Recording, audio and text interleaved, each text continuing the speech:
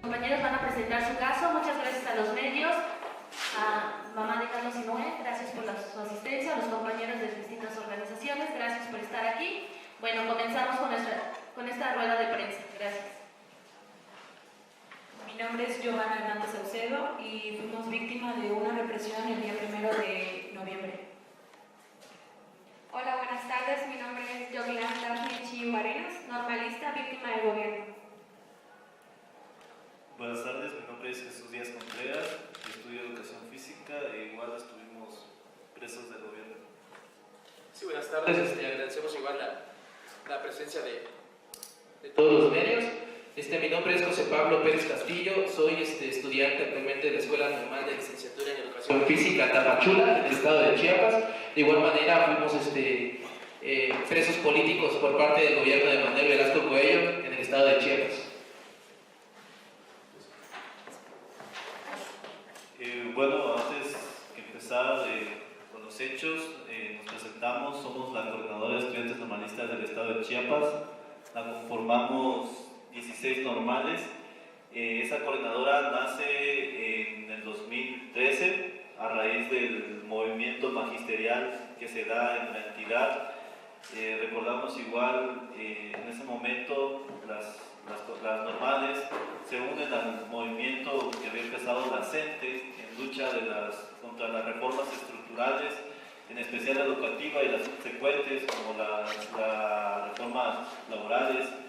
En ese entonces la coordinadora se conforma y se une para defender el derecho de los estudiantes normalistas añadidos a la coordinadora, pelear por un trabajo digno al ingresar, por luchar para tener una mejora en la calidad educativa que se imparte en las escuelas normales y sobre todo por no desamparar a ninguno de los estudiantes o defender a cada uno de los estudiantes agremiados a ella.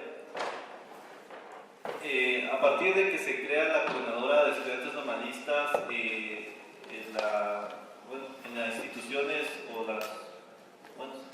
el gobierno se entera de esa creación y desde ese momento se empiezan a crear hostigamientos contra compañeros representantes de las escuelas normales. En el 2014 se da lo que es la desaparición de los 43 compañeros desaparecidos de Ayotzinapa. En ese momento se vuelve a aglutinar la coordinadora y nos pronunciamos en contra de la desaparición de los compañeros.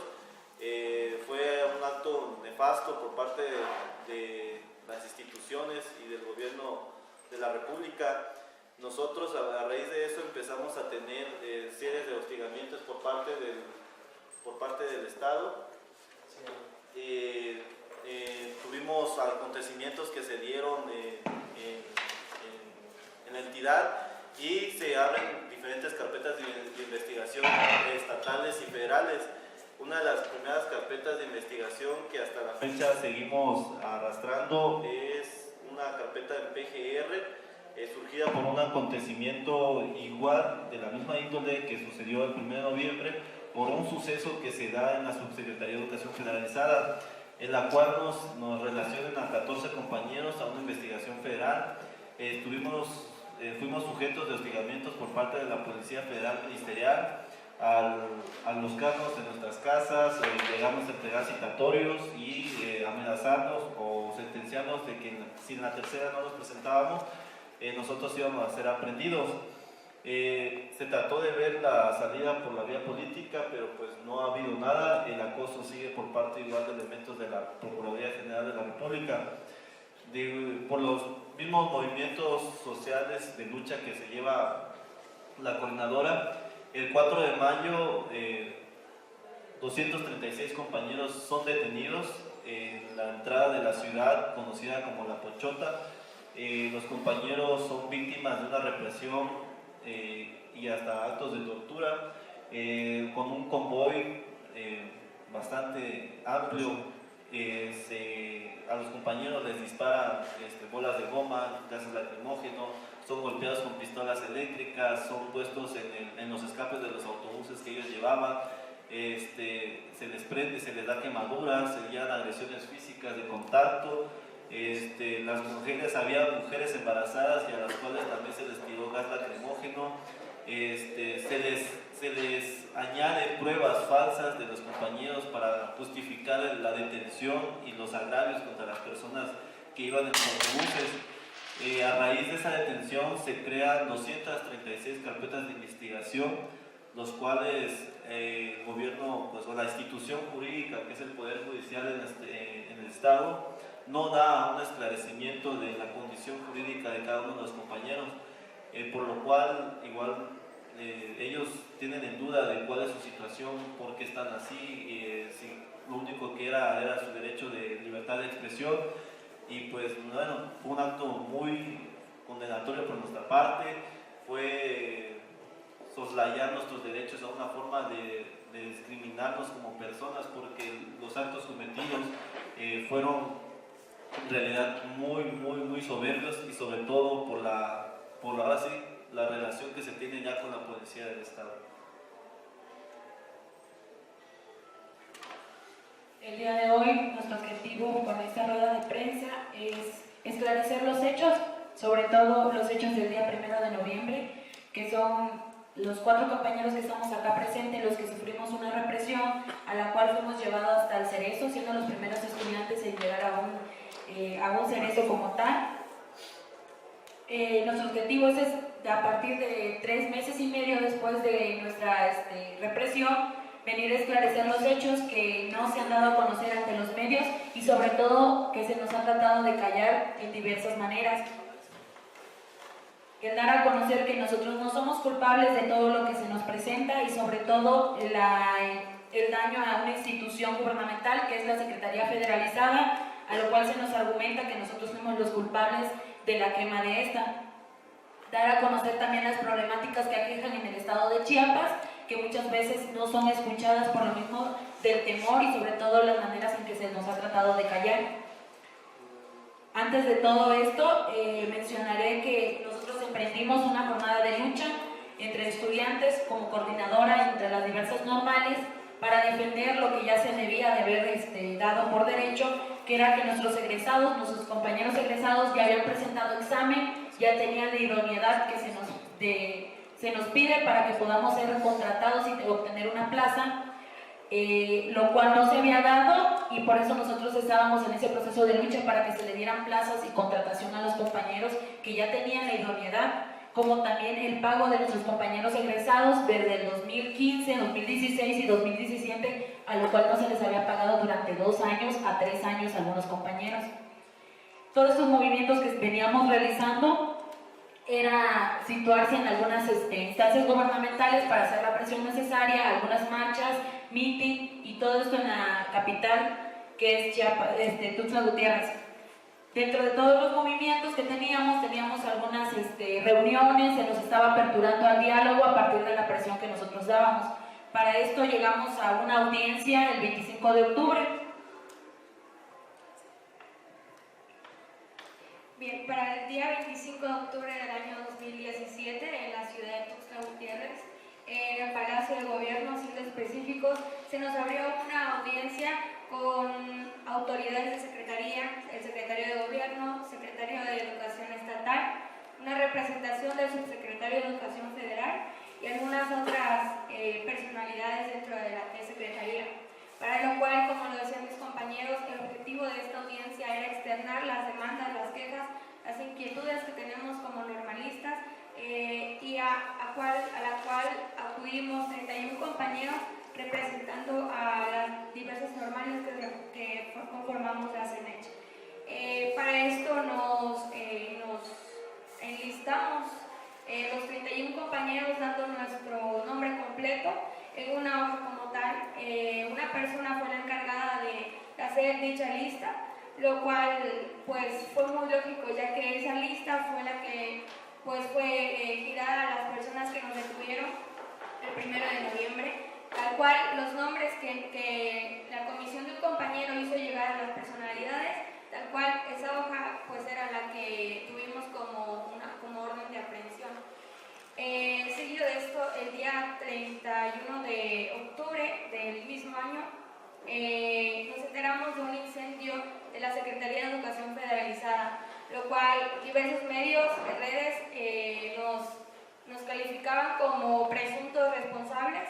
Decían que estudiantes que se movilizaban habían sido los sospechosos, habían sido los que habían quemado ese edificio, a lo cual nosotros decidimos al otro día hacer un meeting con la base que teníamos en ese momento y esclarecer los hechos, ya que pues dentro de las normales donde estábamos atrincherados llegaron diversos carros con granaderos, pues de alguna manera nos estaban reprimiendo, no dejaban que nadie entrara, que nadie saliera. Entonces por eso mismo decidimos ir al otro día a esclarecer los hechos. Continuando con la relatoría, debido a la represión que sufrimos primeramente psicológica, con los granaderos rodeando la normal donde nos ubicábamos, para ser específicos, nos ubicábamos en la normal del estado. Alrededor de las 8 de la mañana se empezaron a aglutinar los granaderos en todo el perímetro de la normal, en todas las calles, y pues los compañeros empezaron ahora sí que a espantarse un poco, a desesperarse debido a esta manera en que nos empezaban a reprimir. El 1 de noviembre nosotros decidimos ir a un meeting al Palacio de Gobierno, hacer una toma simbólica del Palacio, esclareciendo los hechos que había acontecido, debido a que todos los medios de comunicación nos apuntaban como los responsables de estos actos cometidos en la Subsecretaría Federalizada.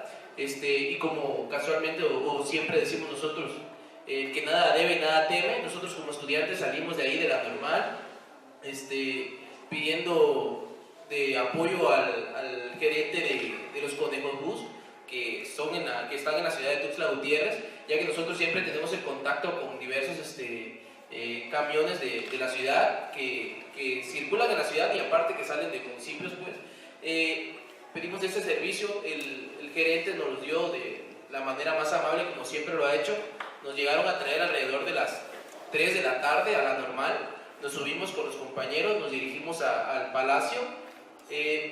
Iban 2 motocicletas atrás de nosotros. Primero, cuando nos dirigíamos nosotros al Palacio, nos bajamos del Conejo Bus, enfrente del Palacio hicimos la toma simbólica, transmitimos igual que estábamos esclareciendo los hechos y nos deslindábamos de cualquier acto cometido el día 31 de octubre. Terminamos el meeting, duramos alrededor de 40 a 50 minutos, nos regresamos a la normal y nos íbamos a regresar en el mismo transporte, en el mismo Conejo Bus, así se llama el transporte. Subimos 23 compañeros al Conejo Bus, íbamos avanzando como 5 cuadras del Parque Central, cuando de repente en la avenida, que es muy conocida, la Quinta, nos encapsulan alrededor de 15 o 20 patrullas de policías, 10 adelante, 7, 8 atrás, y pues nos encañonan con las armas de fuego, nos encañonan con los toletes, y ahora sí que tratan de amedrentarnos primeramente de manera verbal, a lo que las compañeras, pues, iban mujeres ahí también, era la mayoría mujeres, pues reaccionaron de manera natural, pues se espantaron, ahora sí que las insultaban, decían que ya nos había llevado la tristeza por andar de revoltosos y todo ello, como siempre tratan de amedrentarnos pues cuando surgen esas detenciones. A ello se sube un comandante que lo tenemos muy ubicado, de nombre o sobrenombre Santos, que es el mismo responsable de las agresiones del día 4 de mayo y de igual manera el 1 de noviembre. El mismo que nos llevó a la Fiscalía Metropolitana, fue donde llegamos primeramente los 23 compañeros que nos encontrábamos en el Conejo Bus. Nos bajamos, rápidamente estaban identificando nombres que aparecían en una lista de 31 personas. Las 31 personas que habíamos ingresado a una audiencia, como ya comentaba la compañera, el 25 de octubre al Palacio de Gobierno, con el secretario de Gobierno, Juan Carlos Gómez Aranda, ya nos traían identificados a 4 personas que estábamos ahí dentro de los 23, y únicamente nos alejaron del grupo de los 19 y dijeron, ustedes vénganse para acá, ustedes sí ya son caso perdido, y ahora sí que nos dijeron, ustedes van a pagar todo lo sucedido. A lo que nos decían también, con el gobierno jamás van a poder, no traten de meterse con Goliat, con el gigante, porque el gobierno jamás va a perder. Claramente nos damos cuenta de la manera en que tratan de callar las voces juveniles, las voces estudiantiles, y más que nada las voces de las escuelas normales, que en Chiapas pues, han sido las que se han caracterizado por hacerle frente al gobierno, primeramente de Manuel Velasco. Y cuando fuimos trasladados a la metropolitana estuvimos alrededor de 5 horas ahí, nos llevaron como a las 4 de la tarde, nos sacaron de ahí como a las 9 de la noche, sin alimentos, sin nada, a las compañeras las alejaron de nosotros. Dentro de la metropolitana empezaron los policías, violaron nuestros derechos, porque empezaron a tomarnos fotos a cada uno y subieron a redes sociales que habían agarrado a los responsables de la quema de la subsecretaría. Nosotros sabemos que mientras no haya pruebas, está la presunción de inocencia, y pues a nosotros de una vez nos dijeron que éramos los responsables de la quema, nos empezaron a publicar en los medios de comunicación, en redes sociales. Algunos compañeros pues sí lo sintieron esa ahora sí manera de publicarlos en las redes como delincuentes. Pasó todavía, algunos policías decían que las fotos iban directos a los subsecretarios de Educación y al secretario de Educación, pues debido a que ellos fueron los que nos aprendieron.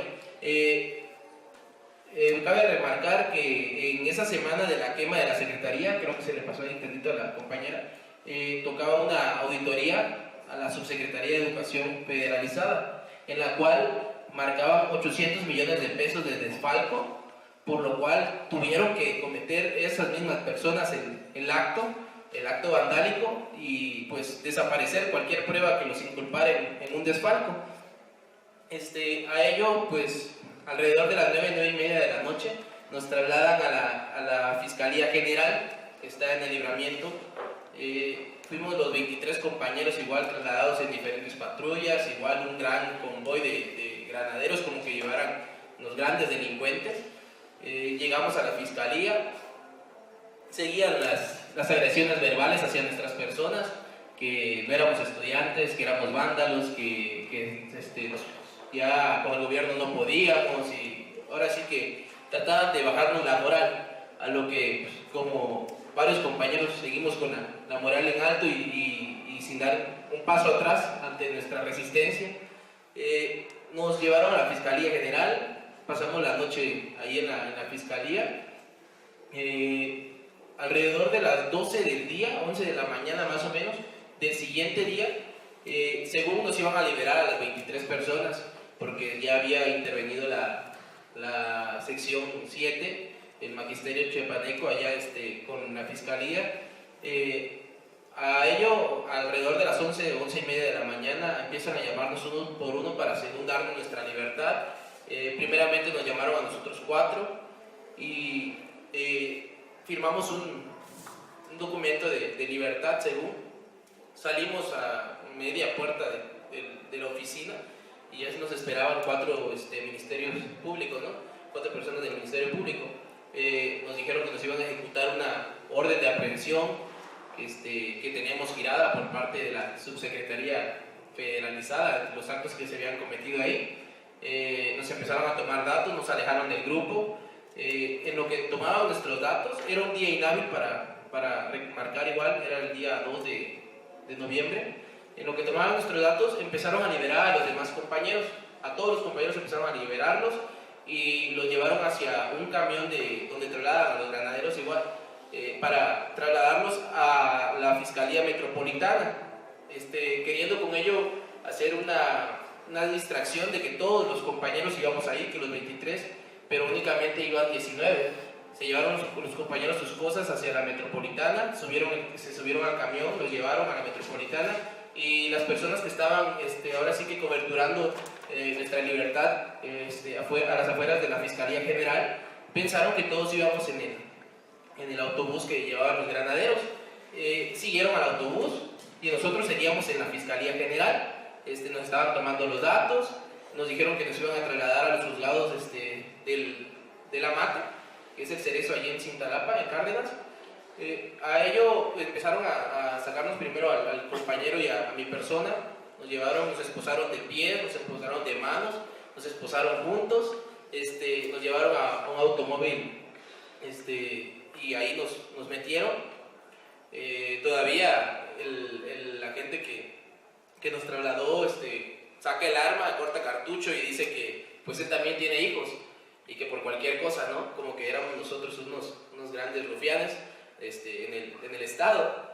Y se subió al automóvil, nos trasladaron. A ellos les surgía que nos procesaran, que nos dictaran alguna medida preventiva para encarcelarnos, puesto que ya nos habían informado que no iba a haber audiencia para nosotros en los juzgados de La Mate, puesto que era un día inhábil.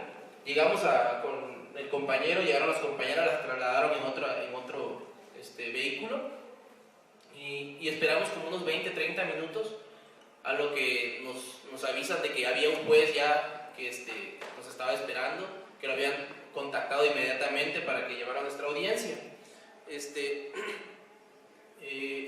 Nos llevaron a la audiencia y dentro de ello nos imputaron 4 delitos. Para ello, según los delitos ameritaban la prisión preventiva, esa medida cautelar, y ahí es donde a nosotros nos hacen ingresar al Cerezo de Cintalapa. Una de las partes muy importantes que ya después nos comentan, nos presentan una orden de aprehensión donde aparecemos 31 personas. Sabemos que el Código Nacional, la reformación que se hace al Código Nacional de Procedimientos Penales dice que deben de ser presentadas a la brevedad cuando se ejecuta una orden de aprehensión, lo cual solo fue una medida distractoria, que tiempo después nos dicen que era una orden de aprehensión falsa, que era una orden de aprehensión que ellos habían puesto nada más con el motivo de llevarnos al Cerezo de La Mate. Llegando a La Mate, en la audiencia, juez de control con el Ministerio Público de la Fiscalía nos imputan 4 delitos, 2 estatales y 2 federales, como acaba de mencionar mi compañero. Los 2 federales eran secuestro express y motín. Los 2 delitos estatales son daños contra la propiedad y la integridad de la paz y la colectividad del Estado y daños dolosos por lo sucedido en el edificio de la Subsecretaría de Educación Federalizada. El secuestro express, ellos argumentaban que nos lo imputaban por el motivo de haber secuestrado a unas personas de las cuales estaban con nosotros, y ellos hicieron que declarara un argumento falso, con falta de pruebas, falso, hasta sarcástico, y que en un momento nos llegó a causar gracia por la creatividad que tenían las personas de narrar un hecho delictivo que pues parecía un argumento de película. El motivo nos imputaron por el motivo de estar agremiados a la coordinadora, y que con esas intenciones nosotros habíamos ido a hacer los 2 delitos estatales, que fueron los daños contra la propiedad y daños dolosos, por lo cual el Ministerio Público pide lo que le llaman ahora en el nuevo sistema penal, lo que es prisión preventiva. Nos ejecutan prisión preventiva y nos dictan una sentencia, una siguiente audiencia hasta 144 horas después, sin contar los días inhábiles. La audiencia era hasta la siguiente semana. Nos trasladan a los módulos, a nosotros nos ponen con el módulo 2 de prisión preventiva, a las compañeras las llevan al módulo de mujeres, nos meten con todas las personas que estaban ahí, personas, asesinos en serie, violadores, secuestradores. No estamos en contra, pero pues no era la forma de tratar a personas pues que ni siquiera teníamos delitos por cual comprobar.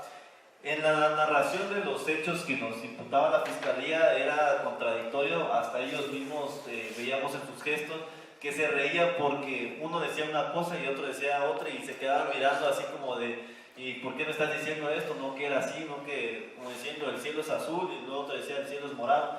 Eso a nosotros nos causaba indignación y parecía que todo era un teatro montado para mantenernos o encerrados en ese cerezo.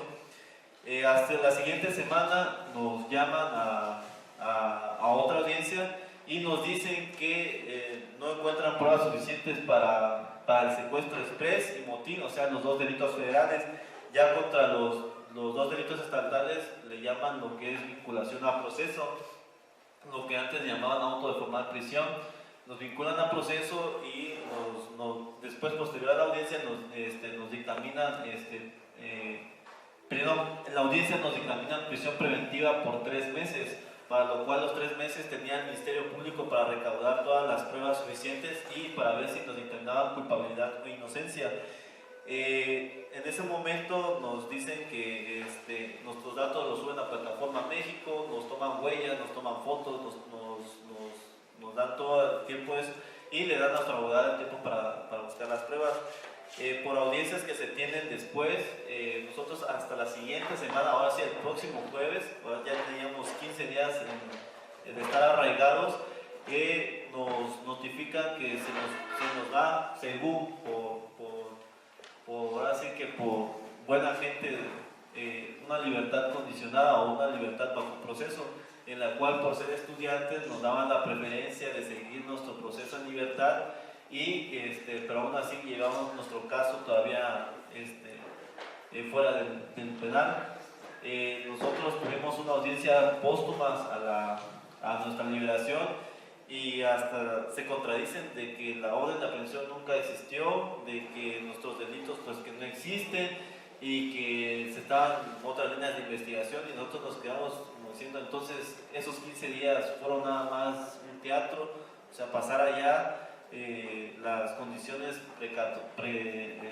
ahora sí, lamentables con las que se vive las personas en un cerezo, pues fue lamentable y hasta fue decepcionante de ver cómo está el nuevo sistema penal que se trata de mejorar y aún así nada más lo utilizan para aprender a personas que van en contra de la ideología. De igual forma vimos en la promulgación de la Ley de Seguridad Interior que eso es lo que está tratando de hacer ahora con nuestros compañeros.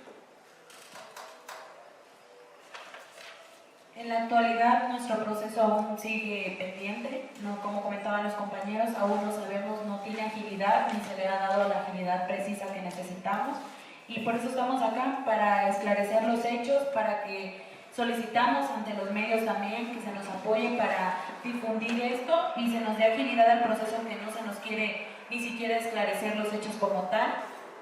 Agradecemos a los compañeros de la CNE. Agradecemos también a la señora Lourdes Mejía, la mamá de Carlos y Noé, y agradecemos a las diversas organizaciones. A partir de todos estos sucesos, todo lo que ha ocurrido en Chiapas, todo lo que sigue ocurriendo y la represión que se sigue perpetrando, ya que también estamos en apoyos a la Universidad de la UNICH en San Cristóbal de las Casas, que ha tenido represiones en estos días, hace como 4 días aproximadamente. Entonces seguimos viviendo estas consecuencias de no levantar la voz en muchas ocasiones en el Estado, pero también damos a conocer que estamos dando un paso más. Hace aproximadamente 2 o 3 días tuvimos un congreso, el segundo Congreso Nacional, con las diversas organizaciones de los normalistas, como lo es FUNPE, CENECH, FEXON y demás, como CENEO y ONOE, y algunas más que han por venir, dando a conocer que estamos trabajando en conjunto como una promotora nacional en defensa de la educación pública en nuestro país. Buscaremos seguir trabajando como tal y damos a conocer esta nueva organización a nivel nacional como estudiantes normalistas de toda la nación. Muchas gracias.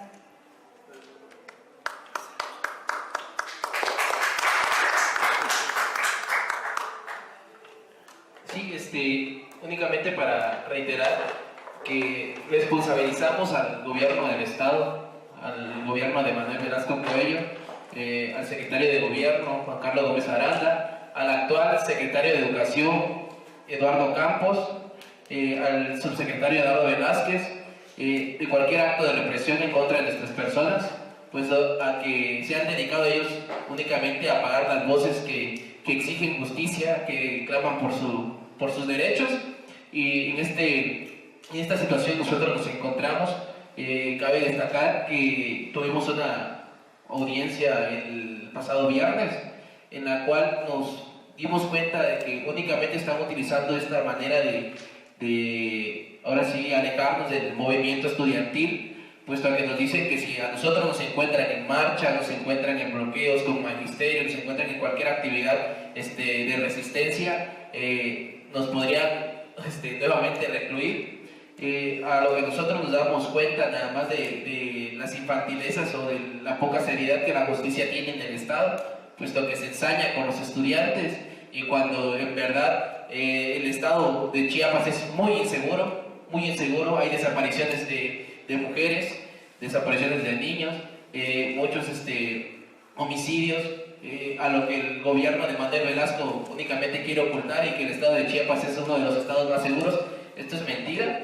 De igual manera está el Comité de Padres de Familia del Estado de Chiapas, quienes le exigen al gobierno de Manuel Velasco que brinde los apoyos del FONDEP para la reconstrucción de las escuelas del Estado de Chiapas, a las cuales las obras han sido paradas, no han iniciado. Los dirigentes del Comité de Padres de Familia siempre están en constante movilización para que esto se les brinde, y Manuel Velasco Cuello únicamente cierra las puertas y abre las puertas a los granaderos para echárselos a las manifestaciones.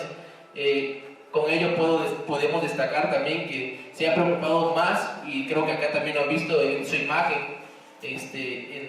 ahora sí aparecer en los medios de comunicación como un gran gobernador del estado de Chiapas, en invertir en cosas que no nos benefician en nada, como estadios de fútbol en el estado de Chiapas. Y puesto a ello, como decía al inicio, hacemos responsables al gobierno del estado de Chiapas de cualquier acto que nuestra persona o alguna persona agremiada a la coordinadora de estudiantes normalistas sufra.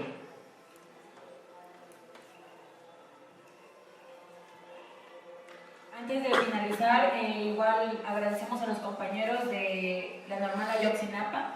Igual hacemos recalcar que ellos inician una caravana nuevamente de movilización por los 43 compañeros desaparecidos, y hacemos un cordial nombramiento de apoyo, que vamos a estar las diversas normales con ellos y con los padres de familia en busca de los 43, porque vivos se los llevaron, vivos los queremos.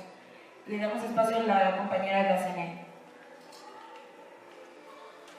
Bueno, compañeros, como ven, bien vemos, esto es un reflejo de la mal llamada reforma educativa. Nuestros compañeros son un claro ejemplo de esta represión, pero no es en el único estado donde han estado siendo afectados. Tuvimos el caso apenas de nuestro compañero Marco Antonio de la Prepa 8, que fue desaparecido por 3 días y presentado al Ministerio Público golpeado y lastimado brutalmente. El compañero todavía no da razón de sí por tantos golpes que sufrió. Ahorita las prepas se están organizando, se está haciendo una asamblea interuniversitaria en Prepa 8. Mañana es a las 2 de la tarde. Además, también sufrimos en el 2017, en diciembre, el 22, la muerte de nuestro compañero Rito. Él fue estudiante de la UAM.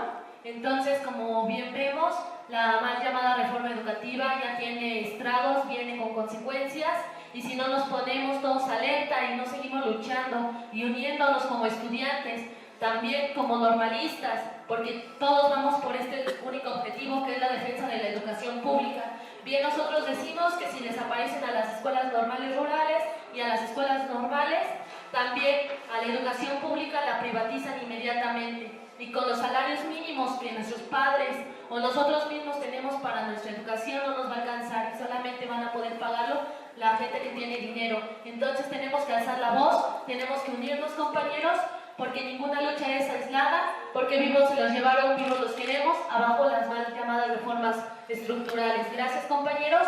¿Alguna pregunta para nuestros compañeros de la CENECH?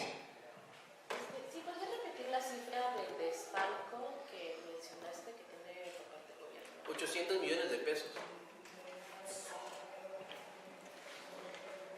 Bueno, de esos 800 millones de pesos, ¿cuál era el destino? Son 3 preguntas, además de esta.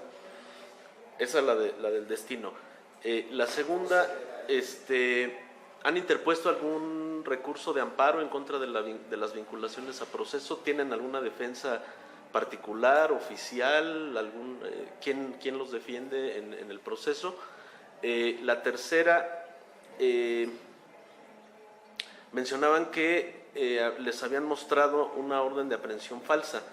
Si nos pudieran decir concretamente si fue una autoridad o cómo se enteran de que la orden de aprehensión era falsa. Y la última, ¿qué les dice la situación tan lamentable que ocurre en toda la educación pública, sobre todo en media superior y superior del país? En específico, cómo hermanar estas luchas. Aquí en estas instalaciones el año pasado hubo 7 muertos. Hubo hace unos días un desaparecido de manera forzada por policías de la ciudad. Digamos que aquí se está viviendo una guerra de baja intensidad contra el estudiantado. Ustedes lo viven con una guerra de alta intensidad, pues estamos hablando de 200 detenidos, es algo, imperdonable. ¿Qué les dicen, pues, toda esta situación en el contexto, sí, de la reforma educativa, pero también en el contexto de la Ley de Seguridad Interior? Serían esas las preguntas. Respecto a la primera pregunta, desconocemos a dónde llegaron los 800 millones de pesos. Lo que sí conocemos es que se deben muchos pagos a maestros del Estado, y pues ya llevan alrededor de 3 años casi con el que estamos cursando sin gozar su salario. A lo que la Secretaría de Educación Federalizada, igual después de estos actos que se cometieron, rápidamente emite un comunicado de que tienen que reconstruir la subsecretaría debido a que se perdieron, fue una pérdida total, que necesitan demolición del edificio. Ahí es donde nosotros vemos claramente que quieren ocultar el desfalco que se tuvo de 800 millones de pesos. Nos damos, para responder la segunda pregunta, lo de la orden de aprehensión. Cuando nosotros nos apartan a un módulo donde estaban puros agentes ministeriales, nos presentan una orden de aprehensión con 31 nombres. Mi persona fue la que manda a esos 31 nombres a la Secretaría de Gobierno con errores ortográficos, errores lo digo porque sí había uno, y con apellidos o nombres incompletos o modificados. Pero fueron policías los que les enseñan eso. La orden de aprehensión venía sellada con el logo del Gobierno del Estado y la Fiscalía Estatal del Estado. Ahí, al leer la orden, nos percatamos que había errores de ortografía, los mismos que habíamos mandado en la lista. Cuando es un documento oficial no puede haber. Había nombres inconclusos, como el de muchos de nuestros compañeros que no tenían. Y sobre todo, ya después nos comentan que la orden debe ser una orden individualizada, no debe ser colectiva, porque no se puede girar. Ahí donde nosotros nos dimos que, o sea, el Estado está de acuerdo en usar las herramientas institucionales para hacer actos de represión en contra del estudiantado. Hemos buscado instituciones nacionales, tanto internacionales como la Comisión Nacional de Derechos Humanos Internacional, para establecer un amparo a nivel con la federación, para que nosotros en cualquier caso pues no nos vuelvan a aprender o no nos puedan a privar de nuestra libertad. Lamentablemente, como son cuestiones políticas, las instituciones hacen un retraso, no nos dan respuestas favorables, y ahí es donde nosotros vamos retrasando nuestro proceso, cuando debería ser más rápido según el nuevo sistema penal. Nos están retardando. Y la lucha, hemos visto cómo ha modificado desde que se da la lucha magisterial del 2013 por las reformas educativas, cómo el gobierno ha ido maniobrando o ha ido manejando la información de sí a las reformas, porque es esto, pero manejan a cierta conveniencia. Cuando se da cuenta de que ahora sí el pueblo, porque ahora sí nosotros somos el pueblo, ya no cree esas mentiras, promulga en este año, el año pasado, la Ley de Seguridad Interior, la cual es la militarización del Estado, que solo debe ser lo puede estar poniendo un estado de facto cuando ni siquiera está en amenaza la soberanía de la nación. con esto están justificando la represión por parte que nosotros podemos sufrir por parte de las Fuerzas Armadas, que no tendrían el caso, y sabemos que el ejército no está diseñado para hacer labores de seguridad. Sabemos que el ejército está diseñado para el combate y no creemos que tengan la suficiente tacto como las instituciones de seguridad pública que puedan hacer.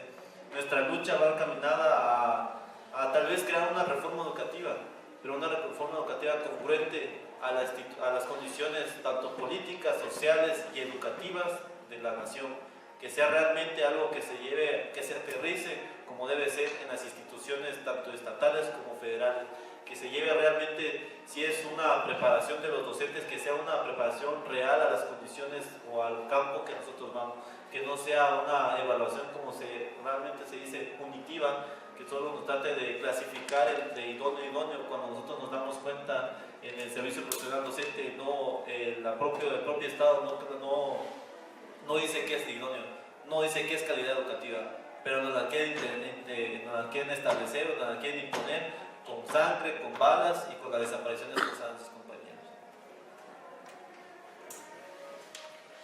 A partir de todos estos hechos que han ocurrido, y como ya lo decía, hemos analizado muchísimo como estudiantes, hemos comprendido a veces que las luchas se llegan a perder muchos aspectos, tanto en parte de la vida, porque el tiempo es la vida. Comprendimos y vimos que a partir de la unidad es como el gobierno ha temido a nosotros en algunas ocasiones, y por eso utilizó hasta de esta manera el privarnos de libertad. Por eso empezamos a buscar la manera de buscar la unidad entre todas las normales. Igual seguimos haciendo el llamado a todas las normales del país y seguir unidos, además organizaciones al igual, porque como decían los compañeros, esto no es tanto no es solo en el aspecto educativo, porque va y trasciende a través de las reformas a toda la población en general, que hemos sido afectados como pueblo, como nación, y por eso seguimos haciendo el llamado para seguir buscando la unidad a nivel país, a nivel nacional.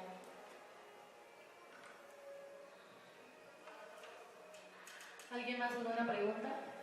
Si tienen el dato del número de normalistas que han sido detenidos en el sexenio de Manuel Velasco Pueblo, y si esto creen ustedes que es algo sistemático, que cada vez que ustedes salen a protestar, que los normalistas salen a protestar, son detenidos, son reprimidos y pues al final de cuentas no les cumplen sus demandas. Sí, aproximadamente en cifras y poniéndolas con fechas, el 4 de mayo son 236 compañeros que detienen en la entrada de la ciudad de Tuxtla Gutiérrez. El 1 de noviembre detienen a 23 compañeros. Póstumo a nuestra liberación detienen a otros 20 compañeros de escuelas normales rurales, de una escuela intercultural. Hacemos alrededor de 283 personas detenidas de las escuelas personales en esos dos años nada más. ¿En lo que va de este año? En el principio del año no se ha llevado la detención. En el 2016 un compañero también es detenido en un enfrentamiento que se da con la Policía Federal, el cual también es golpeado, sino por las mismas movilizaciones no es desaparecido. Él nos comentaba que lo iban a trasladar a un penal federal en el Estado de México por elementos de la Policía Federal. En este año no se ha visto ninguna represión como tal. La mayoría de las represiones que tuvimos fue el año pasado, entre esas dos fechas, y pues bueno, ahí se dan cuenta nada más entre un año cuánto ha sido. Ahora pues imagínense este año, donde todavía el hostigamiento sigue llegando hasta incluso a nuestras casas, donde los elementos tanto federales como estatales llegan a buscarnos, a citarnos y a hostigarnos con camionetas o seguirnos en el traslado a nuestras escuelas. ¿Estos detenidos cuántos están en la cárcel o cuál es el proceso que sigue? Los 236 detenidos que se liberan esa misma noche por las cuestiones de que no se daban pruebas sustentables por el Ministerio Público para retenerlos o justificar una prisión preventiva. Ellos, de todos los 236 detenidos, aproximadamente 120 personas se les imputan carpetas de investigación individualizada, a lo cual la única respuesta que nos ha dado la Fiscalía es que están en archivo, pero sabemos que cuando se va al archivo solo se desvincula o ya no existe ese archivo por el tiempo que que se trascienden. Nosotros, cuando nos agarran el 1 de noviembre, de los 23 compañeros, nosotros ya teníamos la carpeta de investigación. A los compañeros los sueltan al siguiente día porque de igual forma el Ministerio Público no cuenta con las pruebas suficientes para imputarle los delitos que tenían. A nosotros, como ya teníamos una orden de aprehensión, es donde nos da la carpeta de investigación, que es la 507-2017, y donde nos acusan de los 4 delitos. Actualmente nosotros todavía seguimos en una libertad bajo proceso, donde nos están imputando los 2 delitos estatales, que son daños contra la propiedad de la colectividad del Estado y daños dolosos. Ahorita no hemos sabido en qué condiciones, cuáles son las condiciones jurídicas de cada uno de nosotros. Ellos nos dicen, ahí donde se empiezan a contradecir, que las órdenes de aprehensión son falsas, que la carpeta de investigación pues que ya no está, que la carpeta del proceso ya no tiene irregularidades. Entonces nosotros nos quedamos ¿dónde quedamos nosotros? Somos personas físicas y morales, así dice la nación. Entonces no sabemos cuál es nuestra situación. Hasta la fecha no nos han dado un baje de información. Allá ustedes están atadas, así estamos en el desconcierto. Hemos buscado el apoyo de instituciones, pero puedo decir que el gobierno sigue su cerrazón de no darnos más. Entonces están vinculados al proceso y siguen en proceso de libertad. Ajá, sería vinculación al proceso lo que nos dieron y la libertad bajo proceso lo que nos dan bajo coacción. Ese es el término jurídico que nos maneja el juez de control en ese determinado.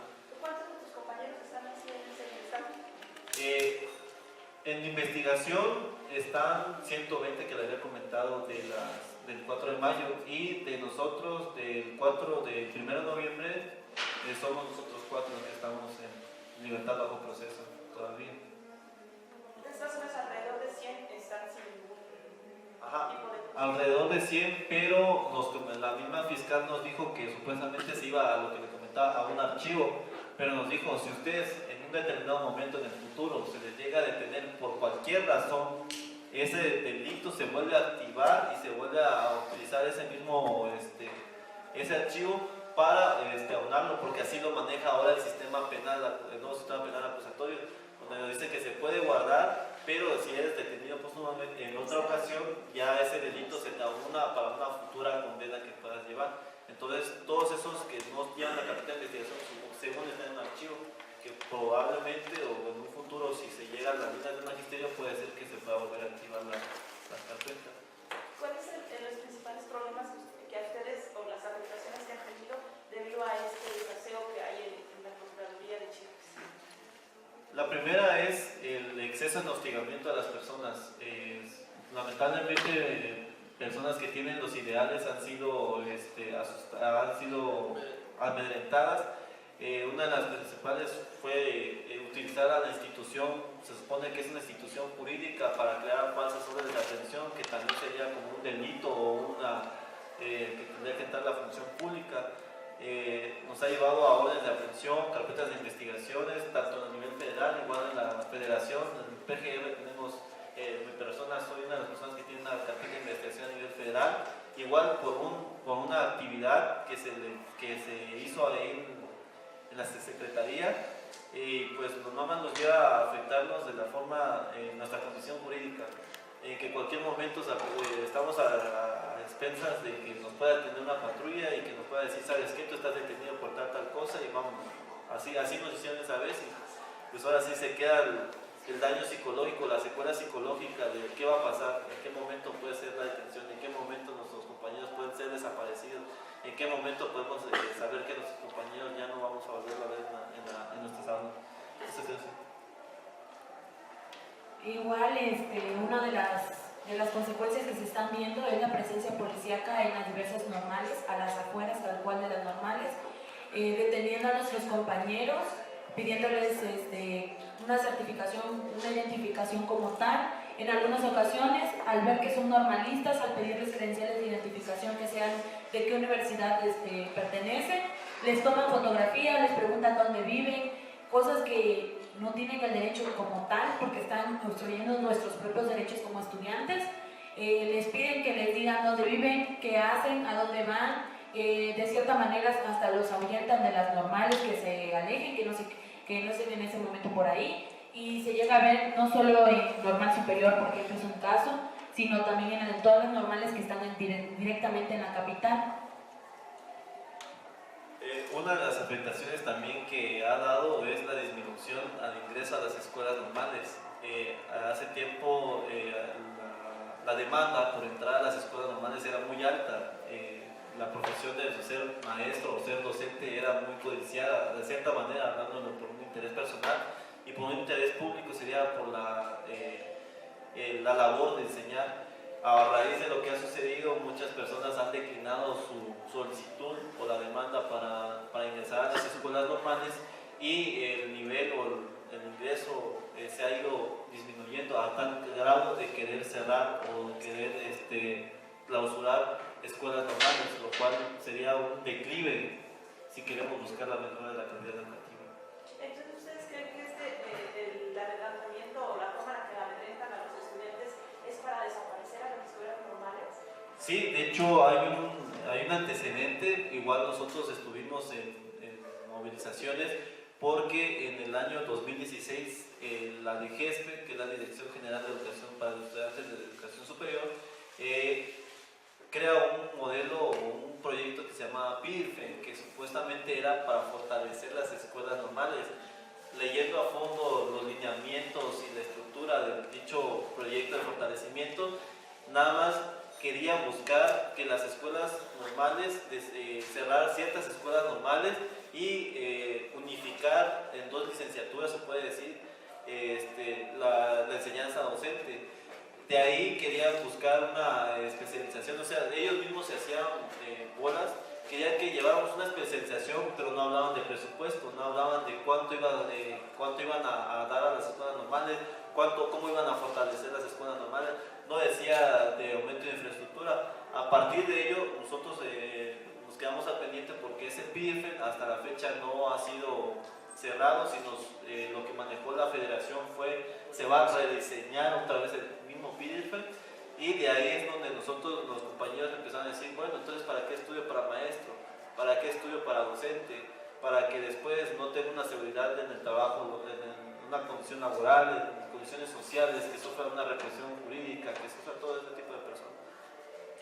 Cabe mencionar de las 2 licenciaturas que esta reforma quería implementar, es la licenciatura en docencia y la licenciatura en intervención educativa, perdón, desapareciendo las licenciaturas en educación física, licenciatura en especial, licenciatura en preescolar, licenciatura primaria y telesecundaria, porque básicamente lo único que quería ahora sí que tratar es 2 licenciaturas, que después de ella nosotros nos especializáramos en ahora sí deporte educativo, porque así le llamaban, ya no le llamaban educación física, y en diversas especialidades que las normales brindaban.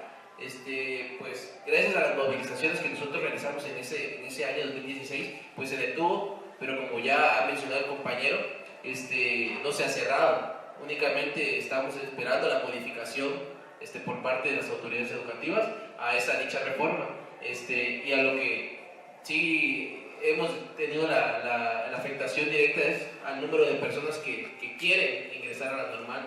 Ha bajado mucho, y pues sí es algo que nos va a ir o quiere irnos acabando, pues es la presunción, como lo había comentado, del gobierno de desaparecer las escuelas normales, ya que son las normales las que no se callan, las normales las que no se venden, porque nosotros manejamos esa bandera, nosotros tenemos dignidad como estudiantes, las escuelas normales tienen dignidad y no se venden y no se dan, y seguimos aquí, resistimos. Como dato también, si vemos el presupuesto que tiene el sistema educativo, las escuelas normales son las que reciben el menor presupuesto educativo. Aparte de eso, el presupuesto se la tienen que mandar directamente a las autoridades de cada estado, y ellos saben o ellos deciden hacia dónde va ese dinero. Entonces, sabemos, como dijo nuestro propio presidente de la República, estamos en un país corrupto, entonces esto nos da a entender de que el dinero no llega íntegramente a las escuelas normales.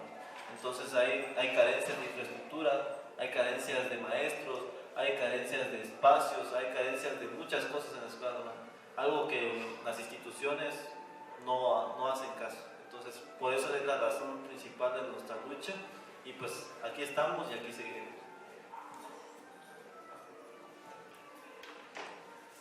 Muy bien, ¿alguna otra pregunta? Bueno, pues les agradecemos su asistencia y bueno, vamos a estar en contacto con ustedes, con los medios, con las organizaciones, por alguna cuestión.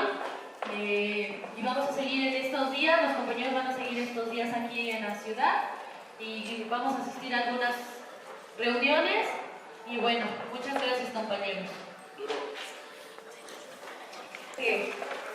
También aquí en la UNAM tenemos esa intención que se ve bastante claro. Desde hace muchos años, desde el 99-2000, quisieron privatizar la UNAM. Muchos compañeros lucharon por esto.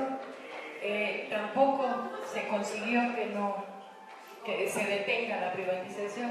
Se mantuvo ahí, está latente. Y bueno, yo creo que lo que tiene el Estado, lo que tiene el gobierno, es el querer privatizar. El querer, ya no hay educación, también por lo que decías, que quieren desaparecer o sostener algunas licenciaturas, perdón, pues aquí también lo están haciendo. Aquí en algunas escuelas, lo que yo tuve información en concreto es en la escuela, la ENAP, de diseño gráfico, que había un plan de que fueran técnicos en diseño gráfico, o sea, que ya no fuera licenciatura. Y bueno, yo creo que el fin es privatizar la educación, el fin es desaparecer, el fin es que nuestros jóvenes no se preparen, el fin es que nuestro país, nuestros jóvenes, nuestros hijos, nietos, lleguemos a ser la servidumbre de todas las transnacionales que cuál van a vender nuestro país. Y bueno, pues yo los quiero felicitar porque se organicen y bueno, yo también estoy en esta lucha. A mi hijo me lo mataron precisamente por organizarse, por abrir la boca y están matando a muchos jóvenes, hay muchos encarcelados también aquí y bueno, pues la manera es unirnos, luchar y creo, me da gusto que padres también se estén organizando allá y pues el llamado aquí sería que también los padres nos organicemos porque no nada más es que me mataron a un hijo, es todo lo que trasciende, ¿no? Todo lo que trae. Y bueno, la mejor manera, sí duele mucho la pérdida de un hijo, pero creo que continuar el trabajo que él hacía, y no nada más él, todos los estudiantes que participaron en la huelga, todas las represiones, todos los presos políticos que tenemos, y toda esta represión que hay hacia el joven, porque son los que están entendiendo ya las cosas. No es tan fácil controlar a estos jóvenes que se organizan y tenerlos metidos en antros apendejándose. Y eso es lo que le estorba al gobierno. Pues unámonos jóvenes y seguir difundiendo esto, ¿no? Yo les doy un abrazo porque se están organizando hijos y pues la realidad es esa. Los quieren como servidumbre de los gringos de las transnacionales que entren a nuestro país y pues no hay que permitirlo. Luchemos mientras estemos. Gracias, Luis.